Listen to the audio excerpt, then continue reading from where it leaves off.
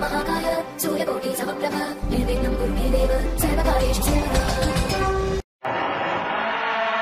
जब रात होती है तो हम एक दिया जला लेते हैं और उस रोशनी में खुद को महफूज समझते हैं, मगर उस रोशनी के परे जो अंधेरा है वो अपने अंदर बहुत सारी कहानियां समेटे हुए है और इन्हीं कहानियों को आपको लेकर आता है रात के अंधेरे में।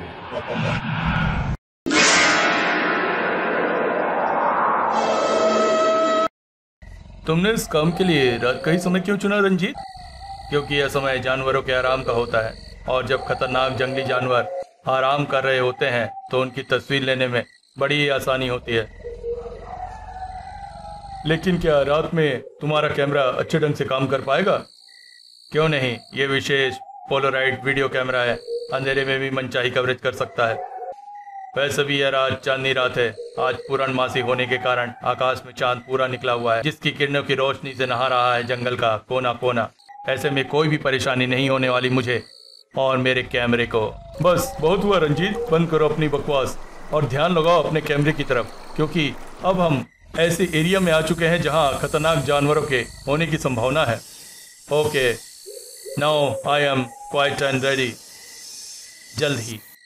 वो देखो रंजीत, वाओ वंडरफुल सीन। मैं अभी इसे अपने कैमरे में कैद करता हूँ। वीडियो कैमरा इधर ही घुमा दिया रंजीत ने। स्टार टीवी के दर्शक जब मेरी इस फिल्म को देखेंगे तो झूम उठेंगे। कुछ स्टिल फोटो भी ले लेते हैं इस सीन के। पीटर ने संभाला अपना कैमरा और बटन दबा दिया। पूरी तरह मशगूल थे सभी वहां के एक एक सीन को अपने कैमरे में कैद करने में। वाह, एक और शानदार सीन। वे सभी काफी देर तक व्यस्त रहे। फिर वापस चलना चाहिए हमें। ठीक कह रहे हो पीटर, आओ चले। वापस चलने के लिए मुड़े और हैरान रह गए। वापस हम कहाँ जाएंगे? रास्ता तो हमें मालूम नहीं। ओह माय गॉड, इसका मतलब हम रास्ता भूल गए। हाँ, अब क्या होगा? वापस कैसे जाएंगे हम? तुम बड़ी जल्दी हिम्मत हार जाते हो पीटर। इस खाई से बाहर निकलकर अगर हम रास्ता तलाश करेंगे तो रास्ता मिल ही जाएगा। यू आर राइट, आओ हम चले। तीनों ने अपने कदम आगे बढ़ाए। तभी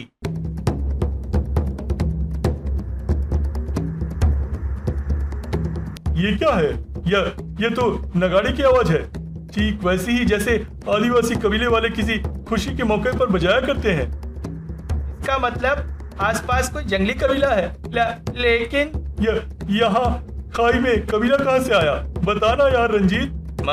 मैं क्या बताऊं, मेरा तो दिमाग खुद ही घूम रहा है। बेकार की बातें सोच सोच कर दिमाग खराब कर रहे हो तुम दोनों। अरे हाथ कंगन को आरसी क्या, नगाड़े की आवाज की दिशा में चलकर देख लेते हैं कबीला है या नहीं। तुम ठीक कह रहे हो साजिद, आओ इधर ही चलते हैं। तीनों के पांव नगाड़े की आवाज की दिशा में बढ़ते चले गए। तीनों की बदकिस्मती ही तो उधर खींच कर ले जा रही थी उन्हें। इस बड़े चट्टान के पीछे से आ रही नगाड़ों की आवाज। झांक कर देख यार, क्या है इसके पीछे?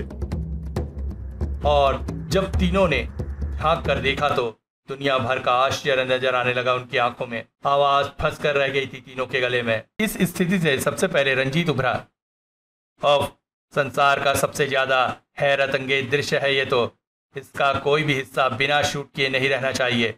अगले ही पल रंजीत ने कैमरा अपनी आंखों से लगा लिया।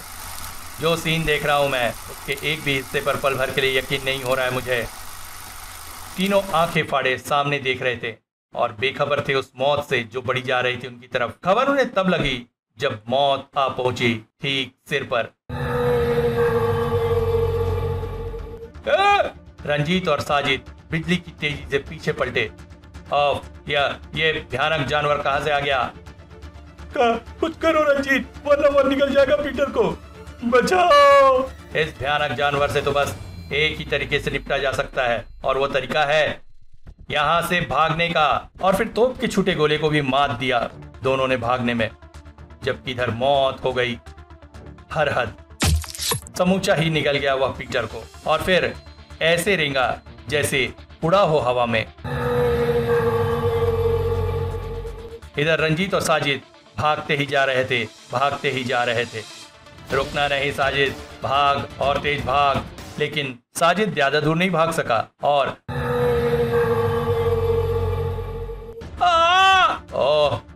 फिर साजिद को भी निकल लिया उसने।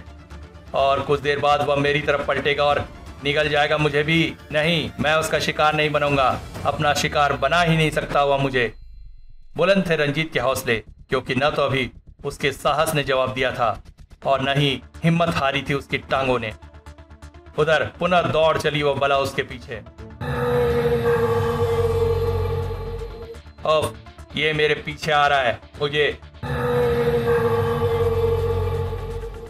और तेज भागना। आई। उसके आगे के शब्द बेहद दर्दनाक चीख में बदलते चले और मौत ने उसे भी अपने पंजे में फांस लिया। ऐसे में भी उसकी इच्छा शक्ति ने जबरदस्त साथ दिया उसका और उसने अपने हाथों में थामा भारी वीडियो कैमरा दे मारा उस बला के मुंह पर। फिर एक झटके से उसने अपना हाथ पीछे खींचा। आई। आधा हाथ उस बला के मुंह में ही रह गया था उसका, लेकिन फिर भी शुक्र मनाया उसने। मुझे हर हाल में भागकर इस बला से बचना है। ओफ, इसने तो अभी तक मेरा पीछा नहीं छोड़ा। अचानक उसे आशा की किरण दिखाई दी। इससे बचने का एक ही उपाय है कि मैं सामने वाली पहाड़ी से कूद जाऊं। दूसरे ही क्षण और वह समुद्र में गिरा।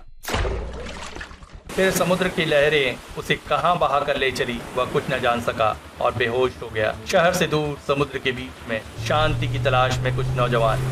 क्यूरिटा, इतना मजा आता है शहर से दूर इस तरह बीच समुद्र में पिकनिक मनाने में। यू आर राइट राकेश, समुद्र के बीच तुम जैसे साथियों के साथ का मजा ही कुछ और है। तभी देखो, ओ गॉड, वह तो किसी आदमी की लाश लगती है। ठीक कह रहे हो। मैं देखता हूँ जिंदा है या मर गया। जल्द ही मर गया। लाश को ही ले चलता हूँ स्टीमर तक। बलवान खींच कर ले आया लाश को स्टीमर तक। कौन है ये? पता नहीं। उफ, बड़ी बुरी तरह नोचा है किसी जानवर ने इसकी लाश को। ऐसे मारा गया होगा ये। देखो, इसके गले में वीडियो कैमरा है, शायद इसमें पड़ी कैसेट बता सके कि कैसे मरा ही है। कैमरे में कैसेट होगी? देख लेने में क्या बुराई है। ओके, मैं देखता हूँ। राकेश ने कैमरा खोला। कैसेट तो है इसमें और पानी में खराब होने से बच गई है। निकालो, देखते हैं क्या इसमें। फिर प्ले का बटन दबा और टीवी स्क्रीन पर तस्वीरें आनी शुरू हो गई।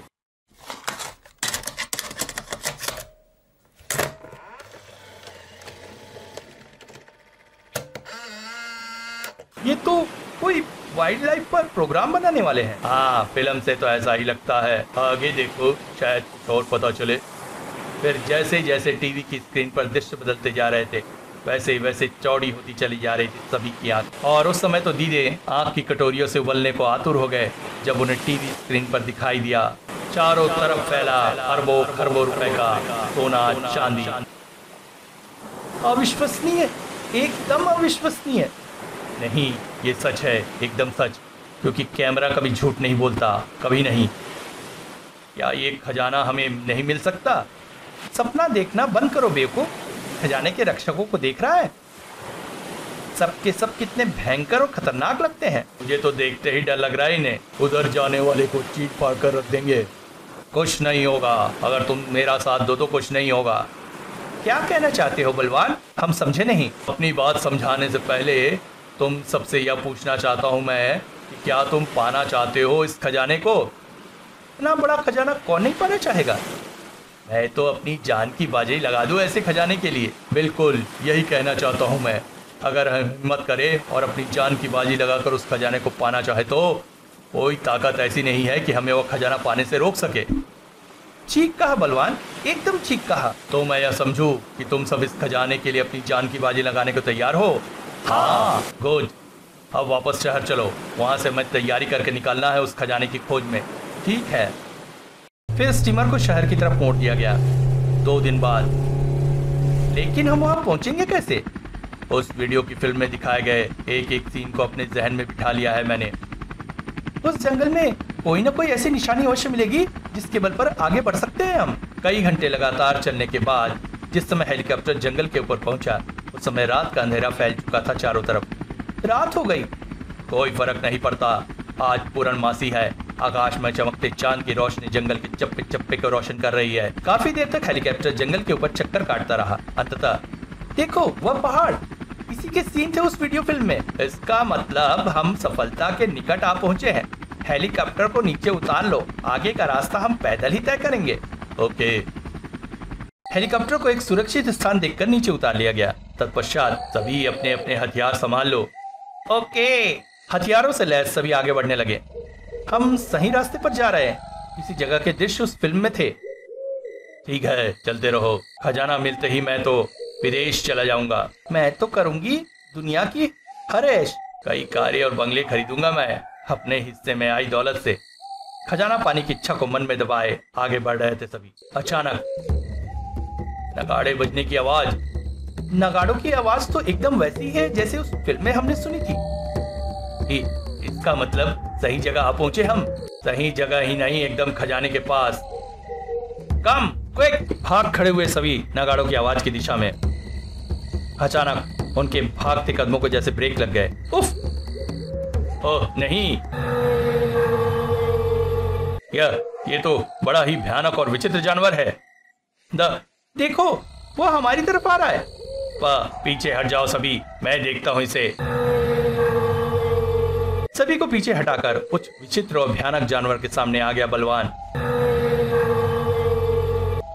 बेटा, देखता हूं तो कितना खतरनाक है। अगले ही क्षण एक साथ दो काम हुए। उधर छलांग भरी उस जानवर ने, इधर बलवान ने मुंह खोल दिया अपनी स्टैंड गन का। एक क्षण के 1000वें हिस्से से भी पहले ही सैकड़ों गोलियां समाती चली गई उस जानवर के जिस्म में। के साथ ही प्राणांत हो गया उसका। उफ! मुझे तो एक बार लगा था कि पाड़ खाएगा यह जानवर हम सबको। तुमने हम सबको मौत के मुंह में जाने से बचा लिया बलवान। यह समय ऐसी बातें करने का नहीं है। आओ अपना काम पूरा करें, चलो जल्द ही। उफ! कितने भयानक भयानक शक्ल के आदिवासी हैं ये। हाँ, एकदम प्रेत लग रहे हैं सभी। हमने इनमें से किसी को भी संभलने का मौका नहीं देना है। अगर ऐसा हुआ तो हम सबकी लाशें पड़ी होंगी यहाँ। Ready friends? Yes, attack! अगले ही क्षण जंगल थर्रा उठा गोलियां चलने की आवाजों से। दांत पर दांत जमाए गोलियां चला रहे थे सभी। रुकना नहीं है। जब तक यहाँ मौजूद हर आदिवासी लाश बनकर धरती पर न गिर जाए तब तक रुकना नहीं है हमें। गोलियों की अंधाधुंध बरसात जब रुकी तो लाशों से पटा हुआ था सारा मैदान, और उन्हीं लाशों पर खड़े होकर ठहाका लगा रहे थे दौलत के दीवाने। मार डाला हमने सभी को। अब यहाँ पड़े सारे खजाने के मालिक हम हैं। दौलत, दौलत! अचानक उनके ठहाकों में आ मिले कुछ और ठहाके, जिसे सुनकर सभी के रोंगटे खड़े हो गए। ये क्या हो रहा है? ये तो मरे हुए आदिवासी जिंदा हो गए। लाशें जिंदा हो रही हैं। हम गिर चुके हैं लाशों से। उफ! विज्ञा बन गई थी सब। ऐसे में भी बलवान ने संयम नहीं खोया और चीख उठा, गोलियां चलाओ बेवकूफो, वरना ये लाशें हमें मार डालेंगी। सभी की स्टैंड गन गोलियां उगल रही थी, लेकिन ओ गॉड, गोलियां तो इनके शरीर को चीरकर आर पार हो गई। हे भगवान, ये क्या चक्कर है? अचानक टूट पड़ी लाशें उन पर। नहीं, बचाओ! और सभी के शरीरों को चीर फाड़ डाला और फिर उन्हें अपना आहार बना लिया। लेकिन बलवान अभी भी संघर्ष कर रहा था मौत से बचने के लिए। हटो पीछे, तुम छू नहीं सकते मुझे, जाने दो मुझे। लाशों के झुंड को धक्का देकर भाग खड़ा हुआ बलवान। लाशों ने उसके शरीर को बुरी तरह से नोच डाला था, फिर भी हिम्मत थी उसकी कि वह जी जान से भागे जा रहा था, लेकिन ज्यादा देर तक भाग नहीं सका और एक पत्थर से टकराकर नीचे आ गिरा। अगले ही पल उसकी चेतना लुप्त होती चली गई, और जब वापस लौटी उसकी चेतना, एक झटके से उठ खड़ा हुआ। कहाँ हूं मैं बताता हूँ तुम्हें, कहाँ हो तुम? पीछे घुमा तो चीख उबल पड़ी उसके मुंह से। कौन हो तुम? हसानी नाम है मेरा। जिस जगह तुम खजाना लूटने गए थे उस जगह का तांत्रिक हूँ मैं। तुम जानना चाहते हो ना उस कबीले के रहस्य को? हाँ, सब कुछ जानना चाहता हूँ। क्या रहस्य उस कबीले का, और जिंदा कैसे हो उठी थी मरी हुई लाशें? तुम्हारे हर सवाल का जवाब एक ही है। जिसे तुम साधारण कबीला समझ रहे हो वह साधारण नहीं बल्कि लाशों का कबीला है। जैसे बम फटा था बलवान के कानों के पास कहीं। क्या लाशों का कबीला? हाँ, वर्षों पहले एक प्राकृतिक विपदा की चपेट में आकर खत्म हो गया था हमारा सर्वसंपन्न कबीला। चूंकि हम सबकी आकस्मिक मृत्यु हुई थी, इसलिए किसी भी कबीले वासी की आत्मा तृप्त नहीं हुई थी। मर चुकने के बाद भी हम सब आत्मा के रूप में जिंदा थे। चूंकि हम सबकी मृत्यु पूर्णमासी के दिन हुई थी, इसलिए उस दिन हम सबकी आत्मा इकट्ठा होकर वापस अपने कबीले में आती थी और अपनी कड़ी सड़ी लाशों को दोबारा ग्रहण करके उत्सव मनाया करती थी। उत्सव शुरू करने से पहले हम अपने एक भयानक प्राणी को आसपास की पहरेदारी के लिए छोड़ देते थे, क्योंकि अगर कोई गलती से भी जीवित मनुष्य धरा निकले तो वह जानवर चीर फाड़ कर उसे खा जाए। लेकिन वही हुआ जिसका हमें डर था। आखिर तुम जीवित मनुष्य यहाँ पहुंच गए। अतः अब तुम सबको मरना इसलिए जरूरी था क्योंकि हम नहीं चाहते कि जीवित मनुष्यों का संसार हमारे बारे में कोई भी बात जाने। ओह अच्छा, अब हम चलते हैं। पूर्णमासी की रात खत्म हो रही और सुबह होने वाली है। हमें आत्मा लोक पहुंचना है। तुम सचमुच जा रहे हो? हाँ, जा रहे हैं हम, लेकिन अभी एक काम और करना है हमें, और वह काम है तुम्हारी हत्या। मेरी हत्या? हाँ, क्योंकि तुम हमारे कबीले का रहस्य जान चुके हो। इतना कहकर उसने झपट्टा मारकर बलवान को पकड़ लिया। मरना होगा तुम्हें, मरना ही होगा। किसी हलाल होते बकरी की भांति चिल्लाया बलवान। लेकिन भसानी पर उसकी चीख का कोई असर न हुआ। फिर बलवान के शरीर को चीर फाड़ कर गायब होता चला गया वह, और उसी के साथ गायब होता चला गया एक भयानक रहस्य, जिसके बारे में जीवित संसार का कोई भी व्यक्ति कुछ नहीं जानता था।